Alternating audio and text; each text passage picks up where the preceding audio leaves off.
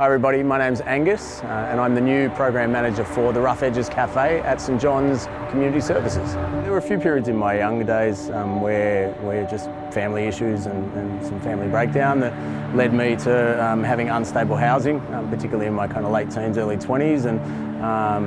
Yeah, thankfully I never had to sleep rough too much, but there were instances where I did and it was unpleasant. I was living in Canberra at the time and it was really, really cold, and I used to access a youth centre and it was always very encouraging just to know that despite the rough circumstances there were people there who were just willing and able to provide some guidance and support, and it's a big part of why I kind of have been in social work and youth work for so many years, just kind of giving back. It was meaningful at the time and continues to be meaningful in my heart. So.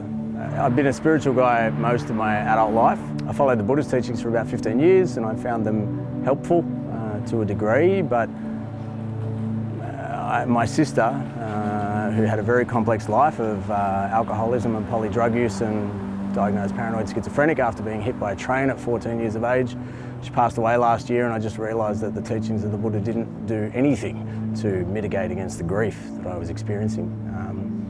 Despite all the complexities of her life, she believed in Christ. So, yeah, a couple of days, probably the day after she passed away, I just thought, out of honour and respect for her life, I started to pray to Christ and kept daily asking him to reveal himself to me, which is just an incredible gift.